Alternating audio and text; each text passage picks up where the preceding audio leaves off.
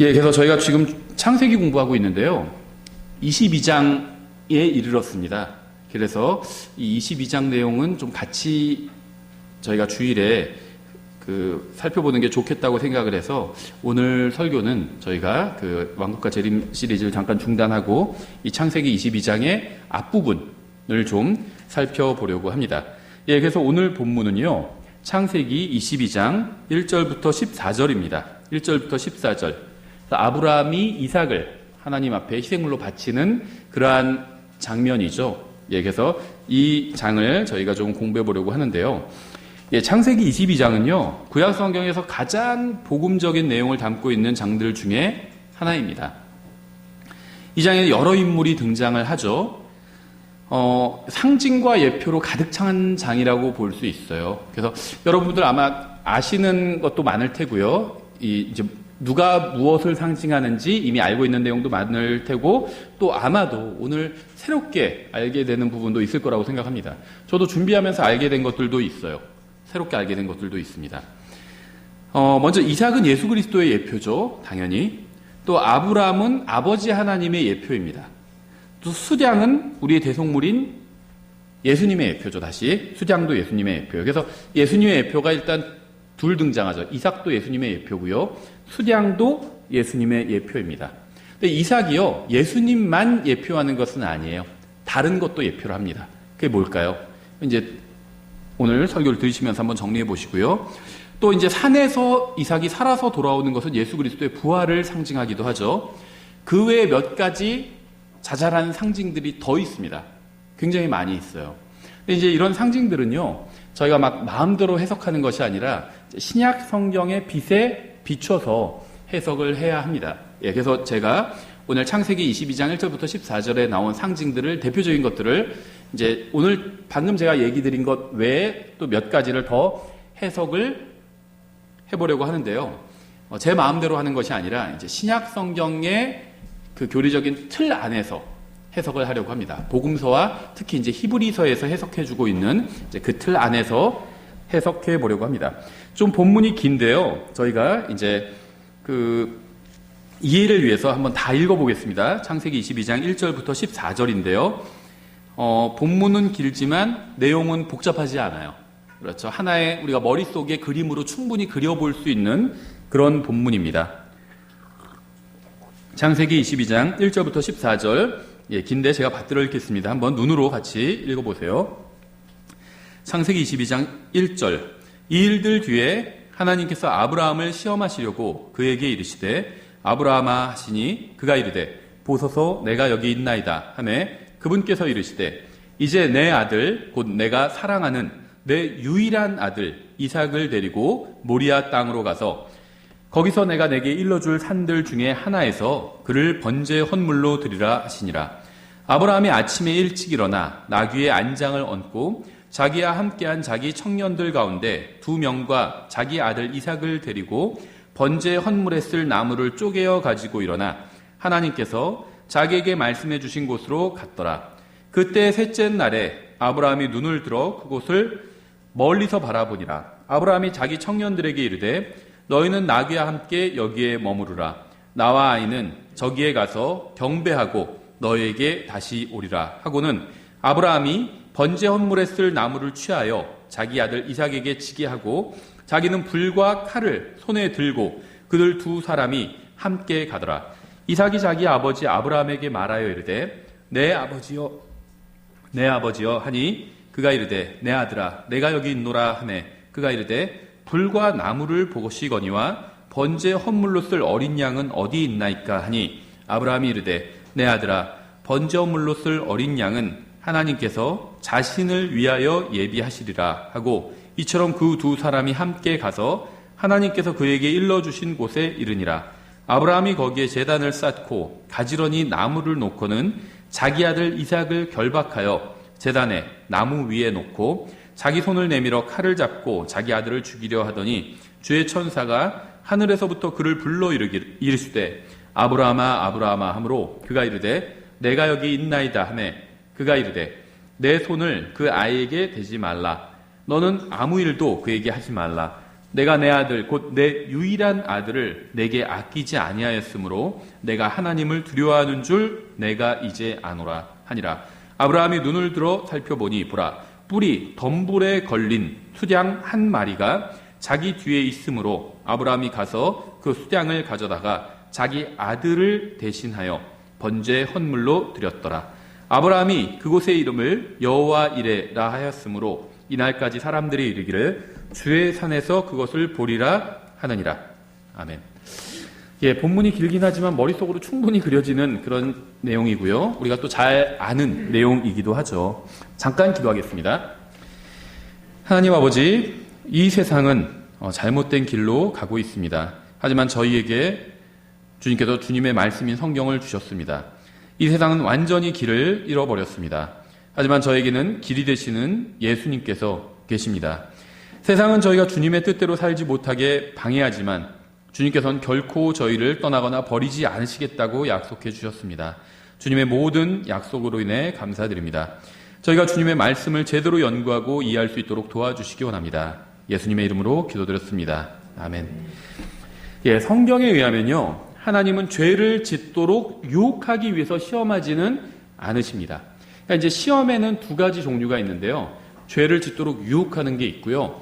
또 단련시키기 위한 시험도 있습니다. 우리가 예를 들면 학교에서 시험 보는 것도 단련시키기 위함이죠. 모의고사 보는 게 나중에 실제 수능 시험을 잘 보게 하기 위해서 모의고사를 보는 거죠. 그게 시험에 빠지게 하기 위해서 보는 건 아니죠. 마찬가지라는 거죠. 야고보서 1장 13절 이렇게 말씀하고 있어요. 아무도 자기가 시험을 받을 때 내가 하나님께 시험을 받는다 하지 말라. 하나님께서는 악으로 시험을 받지도 아니하시고 친히 아무도 시험하지 아니하시느니라. 그러니까 여기서 아무도 시험하지 아니하시느니라 이 말씀은 앞의 말과 관련이 있죠. 하나님께서는 악으로 시험을 받지 않으신대요. 다른 사람이 악을 행하도록 시험하지 않으신다는 겁니다. 오직 모든 사람이 자기 자신의 욕심에 이끌려 유혹을 받을 때 시험을 받나니, 그러니까 이제 악으로 시험 받는다는 건요, 죄를 짓도록 시험 받는다는 거예요. 근데 죄를 짓도록 내가 시험을 받는 이유는 뭐냐면 욕심에 이끌려 유혹을 받을 때 그런 시험을 받게 된대요. 그런즉 욕심이 잉태하면 죄를 낳고 죄가 완료되면 사망을 낳느니라, 이렇게 말씀하고 있죠. 그래서 주님께서는 사람이 죄를 짓게 하기 위해서 시험하시는 것이 아니라 의를 선택할 수 있는 기회를 주시기 위해서 시험하시는 겁니다. 야고보서 1장 2절에 나와요. 이거는 내 형제들아, 너희가 여러 가지 시험에 빠질 때 그것을 다 기쁨으로 여기라. 너희 믿음의 단련이 인내를 이루는 줄 너희가 아느니라. 이건 이제 하나님께서 하시는 시험이죠. 단련하기 위해서 시험하신다는 겁니다. 그래서 그런 시험에 빠질 때는 기쁘게 여기래요. 왜냐하면은 믿음의 단련이 인내를 이루게 되기 때문이에요. 오직 인내를 완전히 이루라. 이것은 너희가 완전하고 완벽하여 아무것도 부족함이 없게 하려 함이라. 그러니까 오늘 아브라함은 시험을 받게 됐죠. 그런데 아브라함이 시험을 받은 이유는 이 야고보서 1장 13절부터 15절 때문이 아니라 야고보서 1장 2절부터 4절 때문이라는 겁니다. 믿음의 단련을 이루기 위해서 하나님께서 아브라함을 시험하셨다는 거죠. 예, 아브라함은요, 지금 이제 이 시점에서, 창세기 22장의 시점에서 인생의 가장 큰 시련에 직면을 했습니다. 이 시점에 이르기 전에는 몇 가지 이제 시험을 받기는 했어요. 먼저 부모님을 떠나서 주님을 따르라는 시험, 부르심을 받았죠. 갈대아 우르에 살 때 부모님을 떠나라는 그러한 시험을 받기도 했죠. 그것도 시험이에요. 그렇죠. 부모님을 떠나라는 게, 자기 고향을 떠나라는 게 쉬운 일은 아니잖아요. 큰 시험이었지만 믿음으로 통과를 했습니다. 그러니까 이런 식으로 몇 가지 시험을 통과한 것들이 있었어요. 아브라함은 처음부터 아들을 바치라는 시험을 받은 것은 아니었습니다. 그는 처음에는 그보다 훨씬 더 쉬운 시험을 받았어요. 그가 몇 가지 시험에 통과하자 하나님께서는 이제 좀 더 어려운 시험을 하셨던 겁니다. 아브라함은 이전에 받은 시험을 통해서 하나님께서 얼마나 은혜로우신 분인지 체험을 했습니다. 그러니까 시험을 잘 통과하게 되면 이제 어떤 게 잘 통과하게 되는 건지 아세요? 이 어려움을 잘 이겨냈더니 뭐 재산이 늘었더라. 이거는 관련이 없는 얘기예요. 잘 통과한 거랑 관련이 없는 겁니다. 어떤 게 잘 통과한 거냐면요, 시험을 잘 이겨냈더니 내 믿음이 더욱 성장하고요, 하나님께서 은혜로우신 분인지 알게 된 거예요. 이 시험을 통해서. 그게 이제 믿음이 성장한 겁니다. 그러니까 내가 예전보다 믿음이 더 성장했는지 아닌지 알 수 있는 방법은 뭐냐면요. 하나님의 은혜를 더 알게 됐다면 믿음이 성장한 거예요. 아브라함은 여러 가지 시험을 통해서 하나님의 은혜를 알게 되었습니다. 더 알게 되었어요. 그게 믿음이 성장한 겁니다. 그 시험을 잘 통과한 거예요. 잘 이겨내기는 했지만 하나님의 은혜를 모른다면 그거는 시험을 잘 통과한 게 아닙니다. 우린 때로 이런 얘기할 때가 있어요. 하나님께서 나에게 왜 이렇게 큰 시련을 주시는지 모르겠다.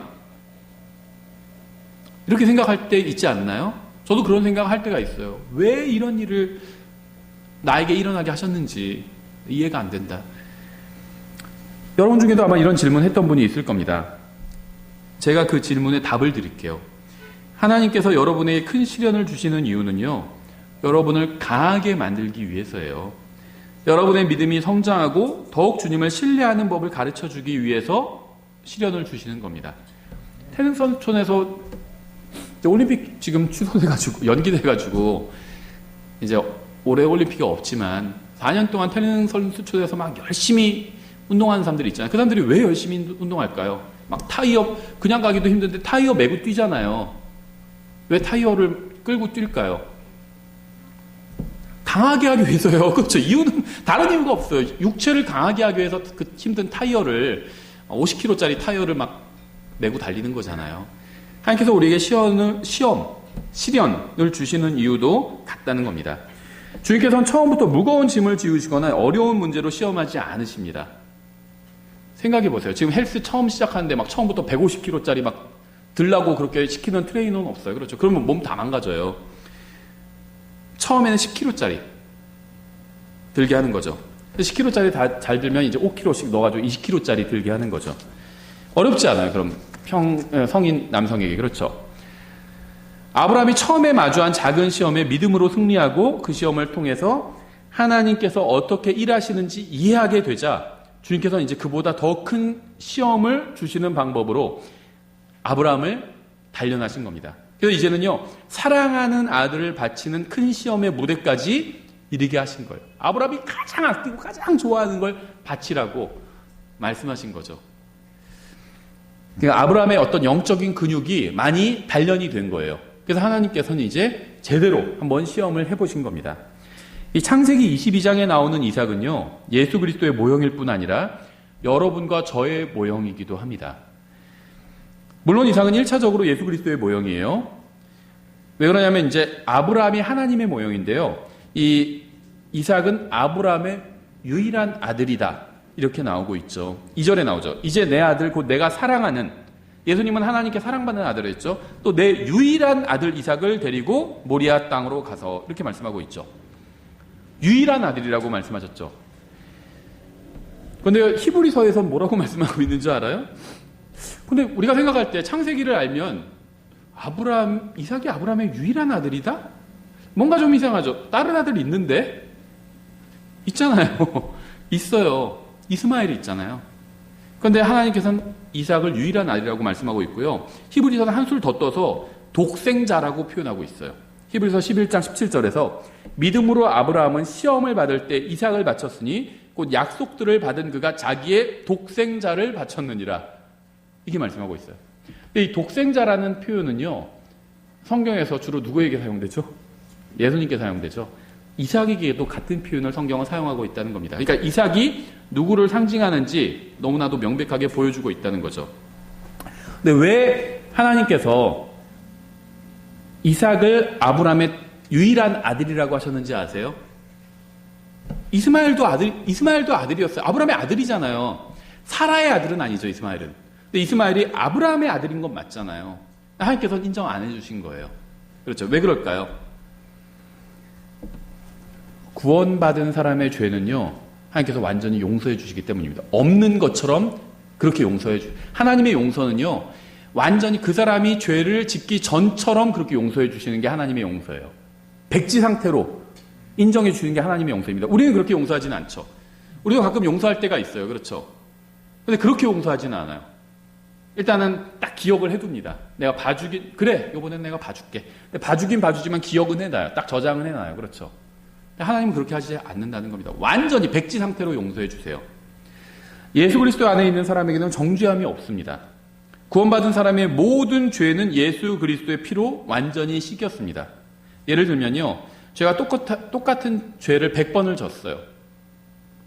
한 번 짓고 용서 구하고, 그러다가 또다시 그 죄를 짓고 또 용서를 구하고 100번을 반복했습니다. 101번째 또 졌어요, 동일한 죄를. 그럼 아무리 얼굴이 두꺼워도 하나님 앞에 나가기가 미안하죠. 하나님께 이렇게 기도를 합니다. 하나님, 너무 죄송합니다. 주님께서 저를 100번이나 용서해 주셨는데, 이 동일한 죄를 100번이나 용서해 줬는데 제가 101번째 또 지었습니다. 주님께서 뭐라고 하실까요? 101번째라니 지금 네가 처음 죄를 졌는데, 이렇게 대해 주실 거예요.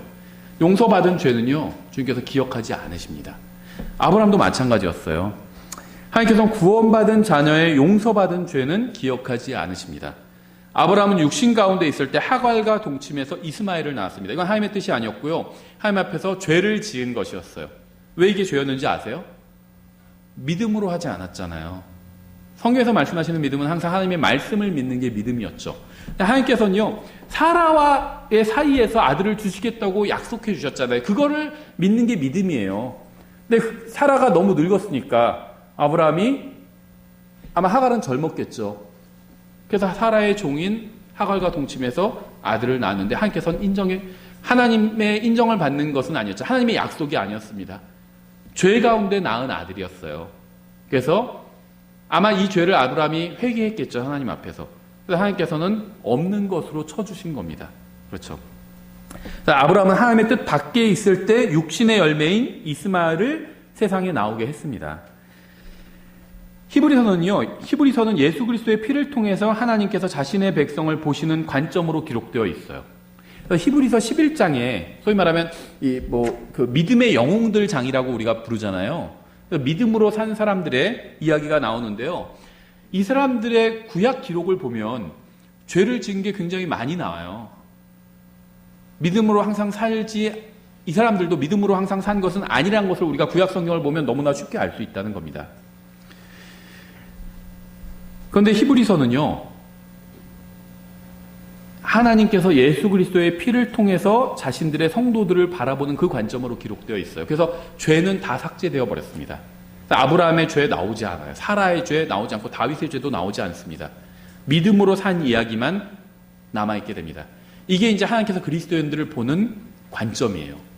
우리가 구원받고 나서도 죄 짓고 믿음으로 살지 않은 적이 굉장히 많잖아요. 하나님께서 그거 보지 않으신다는 겁니다. 이거 너무 감사하지 않나요? 전 그거 너무 감사해요, 그게. 하나님께서 저의 죄를 앞으로 결코 따지시지 않는다는 겁니다. 왜냐하면 예수님의 피로 저의 과거, 현재, 미래의 모든 죄가 다 덮여있기 때문에, 깨끗이 제거되었기 때문에. 그럼 그리스도의 심판석에서 뭐 하는 자리인지 아세요? 거기는 올림픽 시상대와 같은 자리예요. 제가 주님의 말씀대로 했다면 그 시상대에 올라가서 상을 받을 겁니다. 근데 말씀대로 하지 못했다면 전 상을 받을 건 없겠죠. 그리스도의 심판석은 죄를 따지는 자리는 아니에요. 상을 줄 것인가 말 것인가만 따지는 자리인 겁니다. 여러분이 구원받았다면 여러분도 마찬가지예요. 그래서 히브리서는요, 육신을 통해서 낳은 이스마엘에 관한 모든 기록을 삭제하고요, 오직 믿음으로 낳은 이삭만을 언급하며 그가 아브라함의 독생자였다고 기록하고 있는 겁니다. 하나님께서는 아브라함을 비롯한 구원받은 사람들의 죄를 더 이상 기억하지 않으시기 때문이에요. 여러분은 구원받기 전이나 구원받은 이후에도요, 이 세상에서 많은 죄를 지으면서 살았을 겁니다. 여러분이 구원받았다면 하늘나라에서는 여러분의 죄에 대해 누구도 얘기하지 않을 거예요. 하나님도 여러분의 죄에 대해서 언급하지 않으실 겁니다.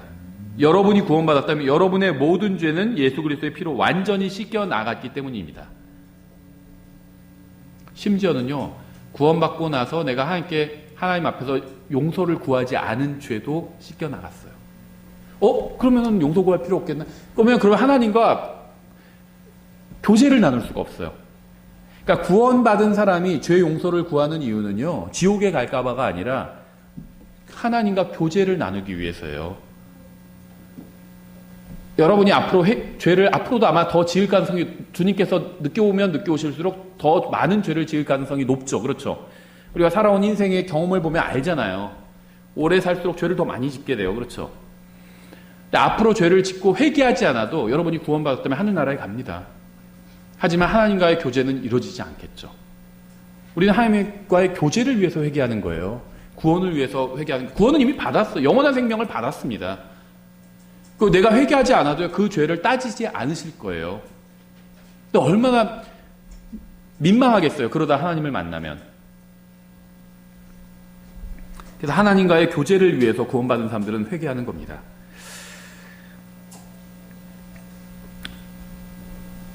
여러분이 구원받았다면요, 여러분의 모든 죄는 예수 그리스도의 피로 완전히 씻겨 나갔습니다. 여러분은 어떨지 모르지만 전 이러한 사실이 정말 너무 감사하고 제 마음에 위로와 평안을 줍니다.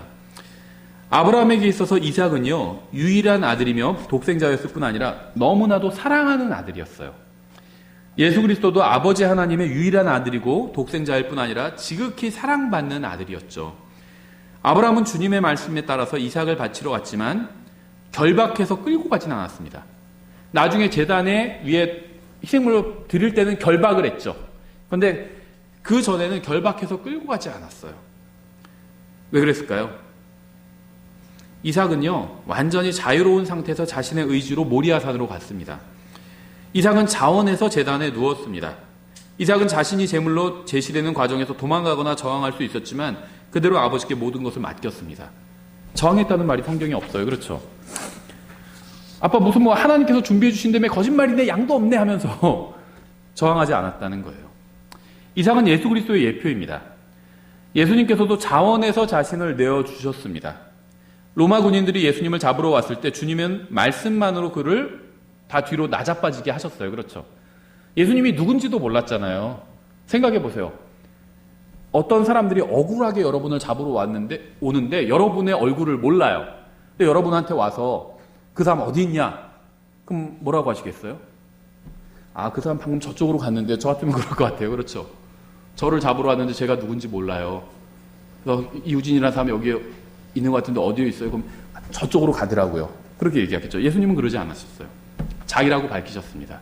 그러니까 그 말씀만 듣고 다 뒤로 넘어져 버렸죠. 주님께서는요, 12군단이 더 되는 천사를 부르실 수도 있었습니다. 천사 하나가 성경에 보니까 17만 5천 명을 하룻밤에 다 죽여버렸죠. 12군단의 천사는요, 그 당시에 인류 전체를 몰살시킬 수 있는, 그러고도 남을 만한 규모였어요. 로마 군인들이 예수님을 잡아간 것이 아니라 주님께서 자원해서 가신 겁니다. 유대인들이 예수님을 죽인 것이 아니라 주님께서 자원해서 자신의 목숨을 내어주신 거예요. 요한복음 10장에 나오잖아요. 15절에 아버지께서 나를 알듯이 나도 아버지를 아노니 나는 양들을 위해 내 생명을 내놓느니라. 양들을 위해 내가 끌려가노라. 이렇게 말씀하지 않으셨어요. 그렇죠? 양들을 위해 내 생명을 내놓느니라. 이렇게 말씀하셨어요. 10장 18절에선 아무도 그것을 내게서 빼앗지 아니하며, 예수님의 생명을 아무도 빼앗을 수 없대요. 내가 스스로 그것을 버리노라. 내게는 그것을 버릴 권능도 있고 그것을 다시 취할 권능도 있노라. 죽을 수도 있고 부활할 수도 있다는 겁니다. 나는 이 명령을 내 아버지에게서 받았느니라. 예수님께서는 자원에서 십자가 위에서 자신의 생명을 우리를 위한 희생물로 내어주셨습니다. 이삭도 자원에서 자신의 생명을 아브라함이 요구하는 대로 내어주었습니다. 이삭은 단순히 부모님의 심부름을 하거나 부모님이 시키는 일을 하거나 어려운 부탁을 들어준 정도가 아니라 자신의 생명을 내놓으라는 이 아버지의 말씀에 아무런 저항도 없이 온전히 순종한 거예요. 이 점에 있어서 이삭은요, 예수님의 완벽한 모형이죠. 예수님은 아버지 하나님의 뜻을 이루기 위해서 이 세상에 오셨습니다. 아버지 하나님의 뜻이 무엇이었을까요? 병든 자를 고치고 무리를 걷고, 그다음에 적은 약의 음식으로 오병이요, 수많은 사람들을 먹이고 죽은 자를 살리고 위대한 교리를 가르치는 것, 이런 건 다 영광스러운 것들이죠. 하나님께서도 우리에게 이런 사명을 맡기신다면 정말 기쁘게 할 것 같아요. 그렇죠? 오병이어의 기적을 베풀으라고 하시고요, 무리를 걸으라고 하시고요, 사람들 앞에서 또 병든 자를 막 고치라고 하신다면 기쁨으로 주님의 명령을 수행하겠죠. 하나님의 명령은요, 그것뿐만이 아니었죠. 자신의 생명을 십자가 위에서 내놓는 것, 이것도 하나님 아버지의 명령이라는 겁니다. 그것은 예수님께도 몹시 괴로운 일이었어요. 네 생명을 내놓아라. 하나님께서 그렇게 말씀하신다면 괴로운 일이잖아요. 예수님께도 괴로운 일이었다는 겁니다. 그래서 예수님은요, 겟세마네에서 몹시 슬퍼하시면서 괴로워하시면서 이렇게 기도하셨어요. 오 내 아버지여, 가능하시거든 이 잔을 내게서 지나가게 하시옵소서. 그러나 내 뜻대로 하지 마시옵고 아버지의 뜻대로 하옵소서. 이렇게 기도한 겁니다. 성경에도 예수님께서 몹시 슬퍼하시며 괴로워하시면서 이렇게 기도하셨다, 이렇게 기록되어 있어요.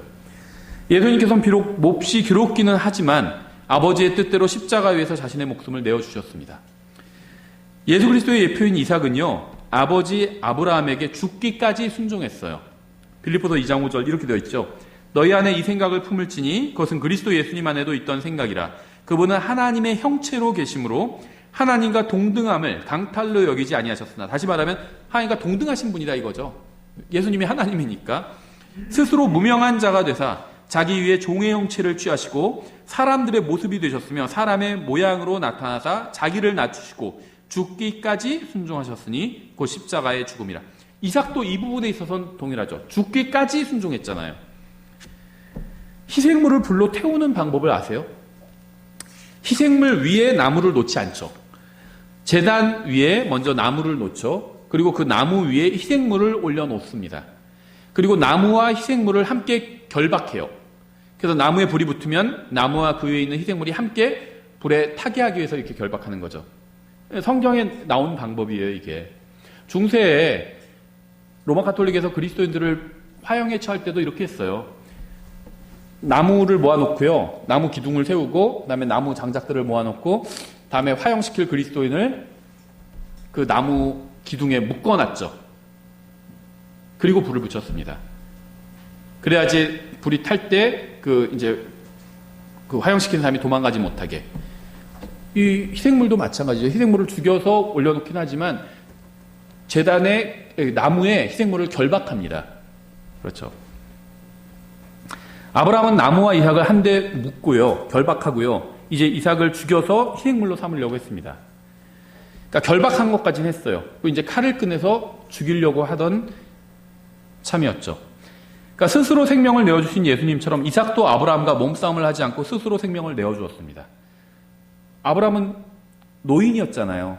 이삭은 젊은이였거든요. 근데 저항하지 않았다는 겁니다. 결박당했다는 거예요. 아무도 자신을 사랑하는 것 같지 않다는 생각이 들면요, 이 갈보리 십자가를 생각해 보시기 바랍니다. 하나님의 유일한 아들께서 거기서 여러분을 위해서 자신의 생명을 내어주셨어요. 어쩔 수 없이 빼앗긴 것이 아니라 자원해서 내어주셨다는 겁니다.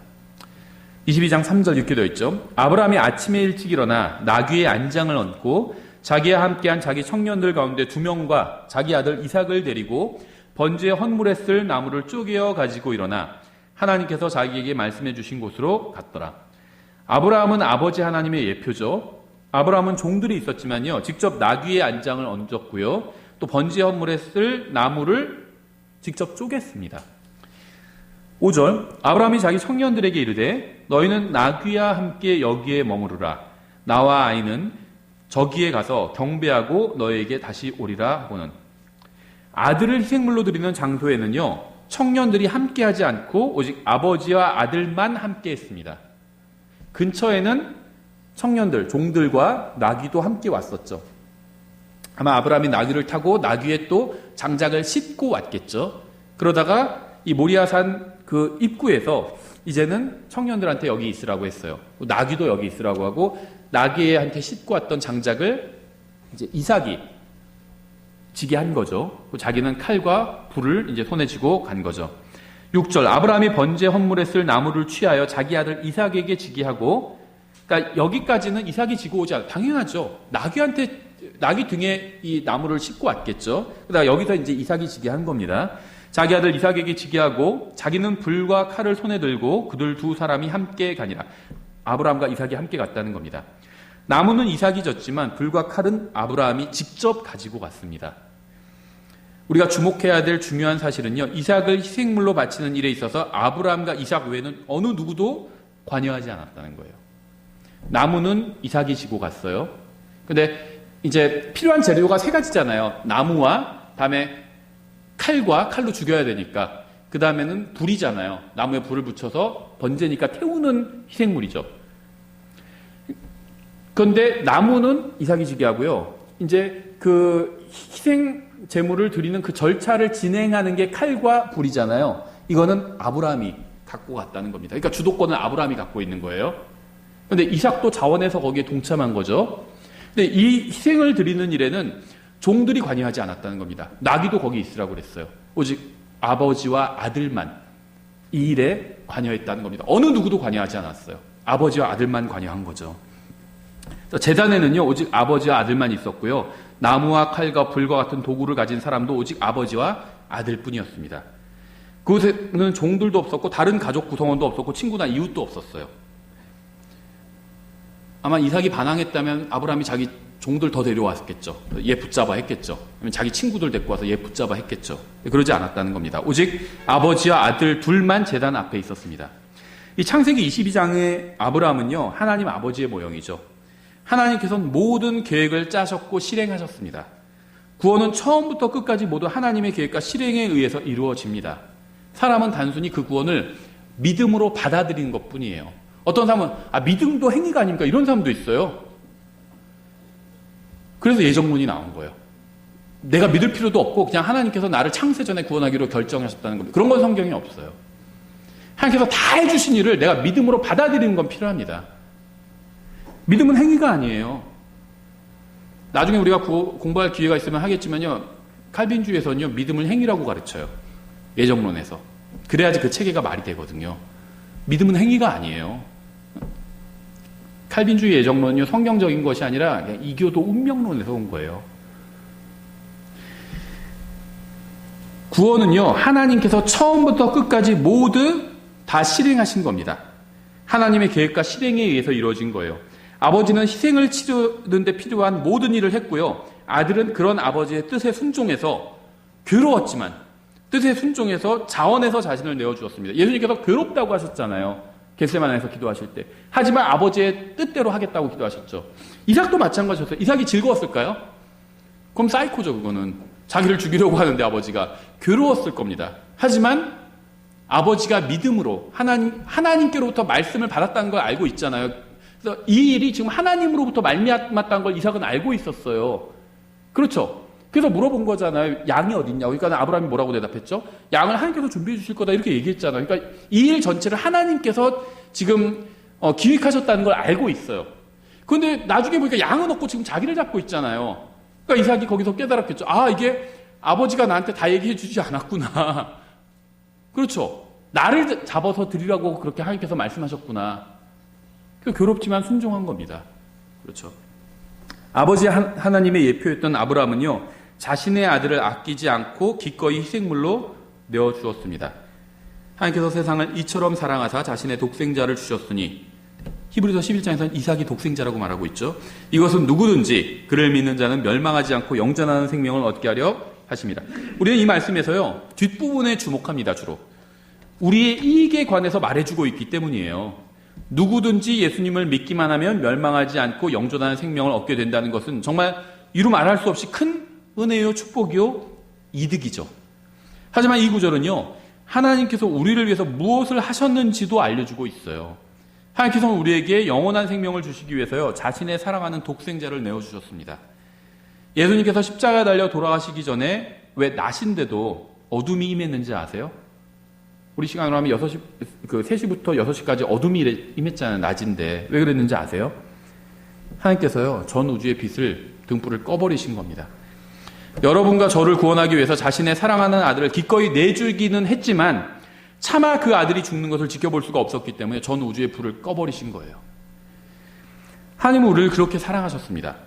하지만 우리 중에는요, 이 세상에서 어떤 일이 잘 풀리지 않는다고 해서 아무도 날 사랑하는 사람이 없고 심지어 하나님도 나를 사랑하는 것 같지 않다고 생각하기도 합니다. 저도 그런 생각했을 때가 있었어요, 과거에. 하는 일이 잘 안 돼요. 열심히 신앙생활을 한다고 했는데 다른 일들이 다 안 돼요, 잘. 하나님이 정말 나를 사랑하시나 이런 의심이 들 때가 있었어요. 여러분이 구원받았다면요, 아무도 나를 사랑하는 것 같지도 않고 진정한 친구도 없다고 생각한다면 그건 마귀가 여러분의 머릿속에 넣어준 거짓말을 붙든 거예요. 자신의 생명을 내어주시기까지 여러분을 사랑하신 진실하신 친구가 있어요. 마귀가 여러분의 머리와 마음을 어지럽힐 때마다 다시 십자가로 돌아가서 거기서 아버지 하나님과 예수님의 사랑을 한번 생각해 보세요. 그래서 전혀 이해되지 않고 누가 저한테 막 나쁘게 하고 나한테 안 좋은 일이 일어나고 그럴 때요, 십자가를 생각해 봐요. 십자가를.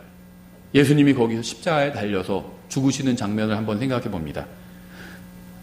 이 창세기 22장의 장면으로 바꿔서 생각해 볼 수도 있어요. 그렇죠? 아버지 하나님께서 예수님을 제단에 묻고 죽이려 하는 그 장면. 나를 위해서, 내가 그렇게 희생당해야 되는데 나를 위해서 대신해서 그렇게 해주신 거거든요. 제가 복음이 진리라고 생각하는 이유 중 하나는요, 아무리 구원받은 후 오랜 세월이 지나도 예수님께서 십자가 위에서 저를 위해서 해주신 일을 생각하면 마음이 뜨거워진다는 겁니다. 아무리 좋은 노래도 몇 년 동안 계속 들으면 질리게 돼요. 그렇죠. 다른 노래 듣고 싶어요. 새로운 노래가 듣고 싶다고 생각이 들게 됩니다. 하지만 예수 그리스도께서 십자가 위에서 저의 모든 죄값을 치러주신 이야기는요, 언제 들어도 질리지 않아요. 복음적인 책 좋은 거 있으면 사거든요. 질리지 않아요. 복음 이야기는. 자신의 아들을 아끼지 아니하시고 우리 모두를 위해 그분을 내주신 분께서 어찌 그 아들과 함께 또한 모든 것을 우리에게 값없이 주지 아니하시겠느냐, 이렇게 말씀하고 있어요. 아브라함은 자신의 아들을 아끼지 아니하고 내주신 아버지 하나님의 모형입니다. 우리는 이 아버지의 사랑과 아들의 희생으로 구원을 마음껏 누릴 수 있게 된 거예요. 22장 13절 이렇게 되어 있습니다. 아브라함이 눈을 들어 살펴보니 보라, 뿔이 덤불에 걸린 수양 한 마리가 자기 뒤에 있으므로 아브라함이 가서 그 수양을 가져다가 자기 아들을 대신하여 번제 헌물로 드렸더라. 여기에 나온 수양은요, 우리의 대속물을 상징합니다. 당연하죠. 수양, 이 뿔은요, 수양의 머리에 달려 있어요. 당연히. 뿔이 덤불에 걸렸다는 것은요, 머리에 뿔이 있잖아요. 근데 뿔이 덤불에 걸렸다는 건요, 머리에 가시덤불이 둘러있다는 걸 의미합니다. 뿔이 머리에 달려있는데 가시덤불이 머리에 엉켜있는 거예요. 그렇죠. 수양은요, 다리가 부러진 채 있지 않았습니다. 앞다리가 덤불에 걸려있지도 않았어요. 누군가 쳐놓은 덫에 걸려있지도 않았고요. 누군가 줄에 매어서 수양을 갖다 놓지도 않았습니다. 아브라함은 머리에 가시덤불이 둘려있던 수양을 보았습니다. 신약에서도 이 장면이 나오죠. 예수님 머리 위에 왕관이 씌워졌잖아요. 머리에 가시덤불이 둘려있는 거예요. 근데 이 양이요, 이삭을 대신해서 제단에 뉘었습니다. 원래 이삭을 죽여야 되는데 이삭을 대신해서 머리에 가시덤불이 둘려있던 이 양이 제단 위에 놓여졌다는 거예요. 창세기와 히브리서의 기록자는 다르지만 저자는 동일합니다. 성경이 놀라운 점 중 하나는요, 읽을 때마다 항상 전에는 보지 못했던 새로운 것을 보게 된다는 거예요. 성경은 영원하신 분의 영원한 말씀입니다. 성경은 무한하신 분의 무한한 말씀이에요. 성경은 하나님은 아니지만 하나님의 말씀이고요, 하나님의 성품을 그대로 닮았습니다. 우리 어떤 사람의 글을 보면 그 사람이 상상되는 경우가 있잖아요. 정말 그 저자랑 똑같아. 책이 너무 책이 인격적이야. 근데 저자가 굉장히 인격적인 분이야. 그런 경우가 있잖아요. 성경은요, 하나님은 아니에요. 그렇죠. 전 성경을 숭배하지 않아요. 성경이 하나님의 말씀이에요. 창조자 하나님의 창조물이죠, 성경은. 근데 이 성경은요, 놀랍게도 하나님의 성품을 그대로 닮았다는 겁니다. 따라서요, 하나님 영원하신 것처럼 성경도, 하나님의 말씀도 영원합니다. 그래서 누구도 성경을 통달할 수가 없어요. 마스터할 수 없다는 겁니다. 바이블 마스터 막 그러면서 성경을 마스터한다, 이렇게 그런 걸 기치로 내건 그런 단체도 있는데요. 누가 성경을 통달할 수 있겠습니까? 어떤데 저희 그런 광고도 본 적이 있어요. 2박 3일 성경 통달, 수련회 광고를 그렇게 있더라고요. 2박 3일 동안 성경을 통달할 수 있대요. 그게 가능할까요? 우린 영원히 하나님의 말씀을 연구할 겁니다. 천년왕국이 끝나고요, 수십만 년이 지나도요, 우리는 여전히 하나님의 말씀에서 전에는 보지 못했던 새로운 진리를 배우게 될 겁니다. 히브리서 10장 5절 이렇게 되어 있어요. 5절부터 10절에 그러므로 그분께서 세상에 들어오실 때에 이르시되 희생물과 헌물은 주께서 원치 아니하시고 오직 나를 위하여 한 몸을 예비하셨나이다. 죄로 인한 번제 헌물과 희생물들은 주께서 기뻐하지 아니하시나이다. 그때 내가 말하기를 오 하나님이여 보시옵소서, 두루마리 책에 나에 대해 기록된 바와 같이 내가 주의 뜻을 행하러 오나이다 하셨나이다 하시느니라. 위에서 그분께서 이르시기를 희생물과 헌물과 번제헌물과 죄로 인한 헌물은 주께서 원치도 아니하시고 기뻐하지도 아니하시나이다 하셨는데 그것들은 율법에 따라 드리는 것이라. 그 뒤에 그분께서 이르시기를 오 하나님이여 보시옵소서 내가 주의 뜻을 행하러 오나이다 하셨으니 그분께서 첫째 것을 제거하심은 둘째 것을 세우려 하심이라. 바로 이 뜻으로 말미암아 예수 그리스도의 몸이 단 한 번 영원히 드려짐을 통해 우리가 거룩히 구별되었노라. 제가 하는 이야기를 한번 잘 들어보시고 받아들일 수 있는 분들만 받아들이시기 바랍니다. 이 창세기 22장에서 이삭이 모리아 산으로 갔을 때 희생물로 자신을 내어드리기까지는 예수 그리스도의 예표였습니다. 이삭을요 보통 예수 그리스도의 예표라고 가르칩니다. 저도 동의해요. 그건 맞는 말입니다. 죄송합니다. 그런데 죽지 않고 살아서 산을 내려갔을 때 그는 부활하신 예수님의 예표가 되었죠. 그렇죠? 그런데 그가 살아서 산을 내려갔을 때 그는 부활하신 예수님의 예표일 뿐 아니라 예수님을 믿고 구원받은 여러분과 저의 예표가 되기도 했습니다. 왜냐하면요, 이삭이 실제로 죽은 것이 아니라 수량이 이삭을 대신해서 죽었기 때문이에요. 그러니까 이삭이 예수님의 예표인 건 맞아요, 기본적으로. 그런데요, 이삭은 동시에 우리의 예표이기도 하다는 겁니다.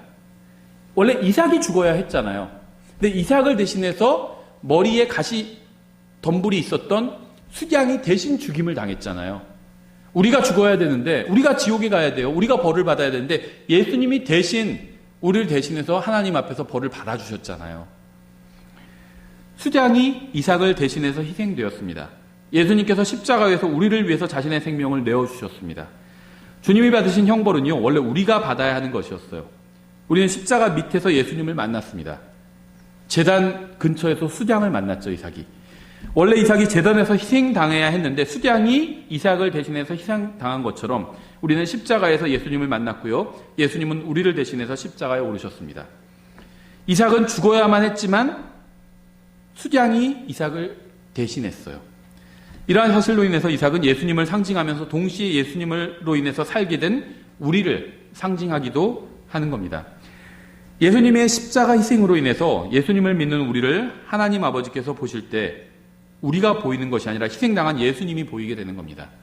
그래서 하나님이요, 우리를 보고 진노하지 않으시는 거예요. 우리를 보실 때 우리를 보시는 것이 아니라 희생당하신 예수님을 보시기 때문에. 창세기 22장의 이삭이 예수님을 상징하면서 동시에 예수님으로 인해서 구원받은 사람들을 상징하는 이유는 예수님과 예수님을 믿고 구원받은 사람이 하나로 연합했기 때문입니다. 구원받은 사람은 모두 예수님과 하나로 연합해서 그분의 몸을 이루고 있어요. 에베소서 5장에서도 우리는 그분의 몸과 그분의 살과 그분의 뼈들에 속한 지체들이니라 이렇게 말씀하고 있잖아요. 이삭이 살아 돌아온 것은요, 예수님의 부활을 상징합니다. 히브리서 11장 17절 이렇게 되어 있어요. 믿음으로 아브라함은 시험을 받을 때 이삭을 바쳤으니 곧 약속들을 받은 그가 자기의 독생자를 바쳤느니라.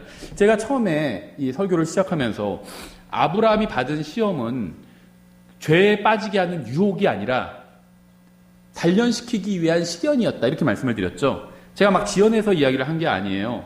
이 창세기 22장 1절, 이 창세기에서 아브라함이 시험받은 것을 히브리서 11장에서 해설을 해주고 있죠. 그런데요, 이게 우리나라 말로는 똑같이 번역됐어요. 시험이라고. 근데 영어로는 달라요.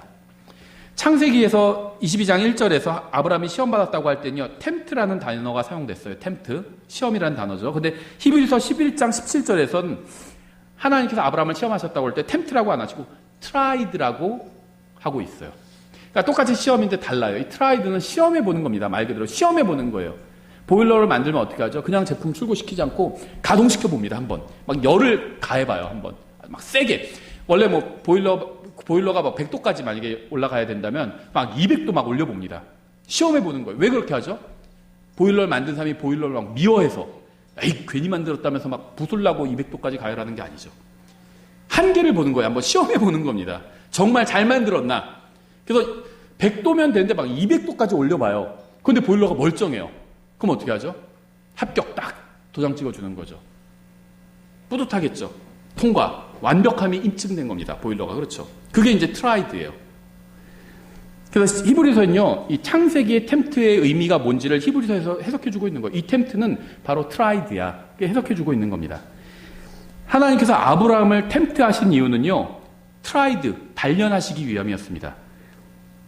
18절, 이 아들에 관하여는 그분께서 전에 이르시되 이삭 안에서 내 씨가 부름을 받으리라 하셨느니라. 하나님께서 심지어 죽은 자들로부터 능히 그를 일으키실 줄로 생각하였으므로 또한 그는 죽은 자들로부터 그를 모형으로 받았느니라.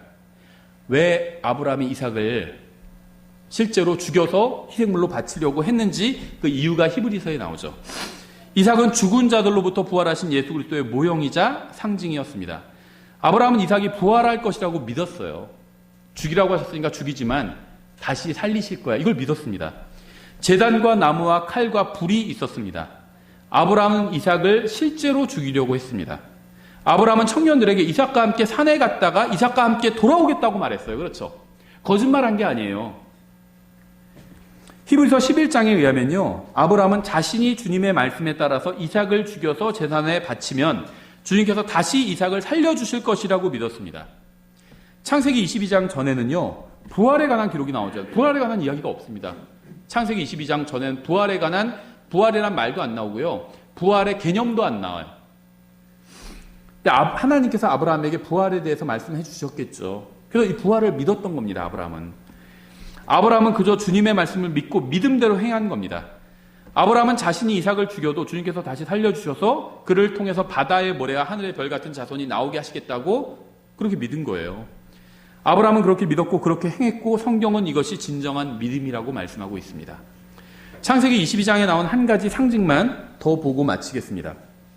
22장 3절부터 6절에 아브라함이 아침에 일찍 일어나 나귀의 안장을 얹고 자기와 함께한 자기 청년들 가운데 2명과 자기 아들 이삭을 데리고 번제 허물에 쓸 나무를 쪼개어 가지고 일어나 하나님께서 자기에게 말씀해 주신 곳으로 갔더라.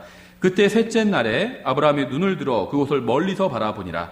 아브라함이 자기 청년들에게 이르되 너희는 나귀와 함께 여기에 머무르라. 나와 아이는 저기에 가서 경배하고 너에게 다시 오리라 하고는 아브라함이 번제 헌물에 쓸 나무를 취하여 자기 아들 이삭에게 지게 하고 자기는 불과 칼을 손에 들고 그들 두 사람이 함께 가더라. 나중에 산에서는 이삭이 나무를 지고 갔지만 집에서 산까지 가는 먼 길은 나귀가 나무를 지고 갔습니다. 그렇죠? 욥기 11장 12절에서 이렇게 말씀하고 있어요.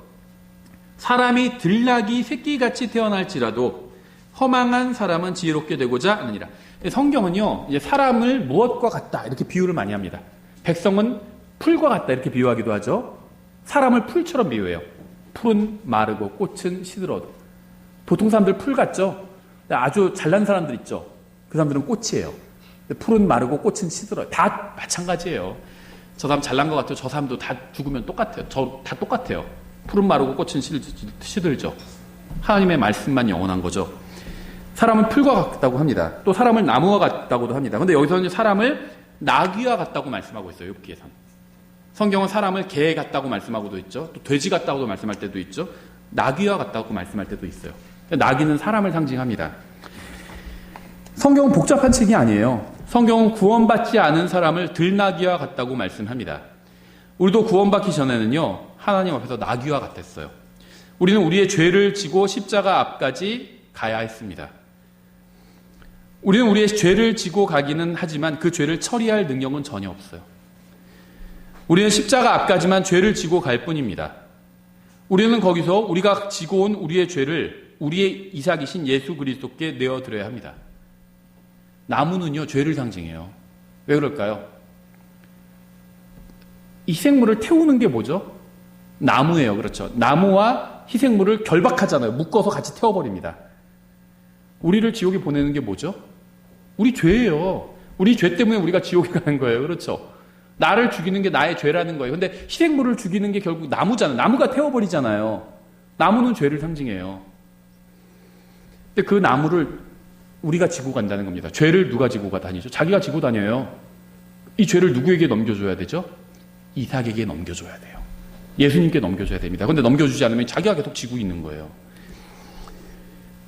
제단 근처에서 이삭에게 넘겨줘야 됩니다. 나무를. 십자가 앞까지 죄를 지고 가야 돼요. 그래서 그 죄를 십자가 앞에서 예수님께 넘겨드려야 됩니다. 오직 예수님만이 우리의 죄를 처리하실 수가 있어요. 우리는 죄를 지고 다닐 수는 있지만 처리할 능력이 없어요. 예수님은 죄를 지고 가셔서 세상 죄를 테이크 어웨이, 지고 가서 처리해 주실 수 있는 유일한 분이에요, 예수님은. 우리가 갈 수 있는 한계선, 우리가 가야만 하는 지점은 바로 십자가 앞까지입니다. 우리는 죄를 그곳까지만 지고 가면 돼요. 우리는 그 이상은 갈 수가 없어요. 십자가에 내가 내 죄를 지고 올라갈 수가 없습니다. 그곳에서 예수님은 우리의 죄를 가지고 십자가까지 가셔서 처리해 주실 겁니다. 제가 상징적으로 이야기했지만 이건 인류 역사에서 한 번만 일어났던 일이죠. 마태복음 27장 30절에 이렇게 되어 있어요. 그분께 침을 뱉으며 갈대를 빼앗아 그분의 머리를 치더라. 그들이 그분을 조롱한 뒤에 그분에게서 그 긴 옷을 벗기고 그분에게서 그분의 옷을 입혀 십자가에 못 박으려고 그분을 끌고 나가니라. 그들이 나가다가 시몬이라는 이름의 구레네 사람을 만나 그들에게 억지로 그분의 십자가를 지게 하고 골고다, 즉 해골의 장소라 하는 곳에 이르렀더라. 이렇게 말씀하고 있어요. 구레네 사람 시몬이 예수님의 십자가를 지고 갔던 것은 우연이 아니었습니다. 이 말씀을 요한복음과 비교해보면 이래요. 요한복음 19장에서요. 그러므로 그가 그때 그분을 십자가에 못 박도록 그들에게 넘겨주매 그들이 예수님을 맡아서 끌고 가니라. 그분께서 자기 십자가를 지고 해골의 장소라 하는 곳으로 나아가셨는데 이곳엔 히브리어로 골고다라 하더라. 이 두 말씀이 모순일까요? 아닐까요? 마태복음과 요한복음은 모순이 아닙니다. 마태복음에 의하면, 마가복음, 누가복음 똑같아요. 마태복음에 의하면 골고다까지 십자가를 지고 간 게 누구죠? 구레네 사람 시몬이었습니다. 근데 요한복음은요, 해골의 장소라 하는 곳까지 십자가를 누가 지고 갔죠? 예수님이 지고 갔어요. 성경을 잘 모르는 사람이 이게 모순이라고 하는데 이게 모순이 아니에요. 이게 한국말로 잘 안 드러나죠. 영어로는 쉽습니다. 어렵지 않아요. 영어로는 굉장히 쉬워요. 시몬은요, 십자가를 지고 골고다까지, 언투, 서울까지 간 겁니다. 예를 들면. 골고다까지 십자가를 지고 갔어요. 그런데 그 다음에 예수님은 골고다 초입에서 십자가를 넘겨받아서 골고다 안까지, 인투. 대전에서 십자가를 지고 서울까지 시몬이 갖고 온 겁니다. 서울 톨게이트까지. 거기서 예수님이 십자가를 갖고 인투, 더 안으로 쑥 들어가신 거예요. 그렇죠? 영어로 어렵지 않습니다. 언투, 인투 차이예요. 성경에는 모순이 없습니다. 성경에 모순이 있다고 생각하는 이유는 성경을 부지런히 연구하지 않았기 때문이에요. 구원받지 않은 모든 사람은 하나님 앞에서 나귀와 같습니다. 자신의 죄를 가지고 골고다까지 시몬처럼 와야 합니다. 그러면 예수님께서 골고다에서 그 죄를 넘겨받아서 십자가에서 죄값을 갚아주시고 죄 문제를 완전히 처리해 주실 겁니다. 한 가지 사실만 더 생각해보고 마치겠습니다. 이 창세기 22장에서 이삭은요, 모리아산에서 희생물로 드려졌습니다. 하지만 그는 살아서 산을 내려왔죠. 그 후에 23장에서는 이삭에 대한 이야기가 나오지 않다가요, 24장에서 그가 신부와 만나는 이야기, 리브가와 만나는 이야기가 나옵니다. 예수님께서도 십자가 위에서 죽으시고 묻히시고 부활하신 후에 승천하셔서 아버지 하나님과 교제를 나누시다가 이제 곧 자신의 신부를 만나러 이 세상에 다시 오실 것입니다. 예수님을 만난다는, 나를 대신해서 죄값을 치러주신 그 예수님을 만난다는 소망이 여러분의 마음에 큰 위로와 평안을 주었으면 좋겠습니다. 기도하겠습니다. 하나님 아버지, 주님께서 저희들에게 베풀어 주신 모든 은혜로 인해서 감사드립니다. 저희가 때로는 이 세상에서 일어나는 일들로 인해서 또 나에게 일어나는 일들로 인해서 정말 마음이 낙심되고 상심할 때도 있습니다. 하지만 그럴 때에도 십자가에 달리신 예수님을 기억하면서 나를 대신해서 죽기까지 나를 사랑해 주신 그 예수님의 사랑과 하나님의 은혜를 생각하면서 저희가 주님을 다시 만나는 그날까지 믿음으로 이 세상을 살 수 있도록 저희들의 마음을 붙들어 주시기 원합니다. 감사드리며 예수님의 이름으로 기도드렸습니다. 아멘.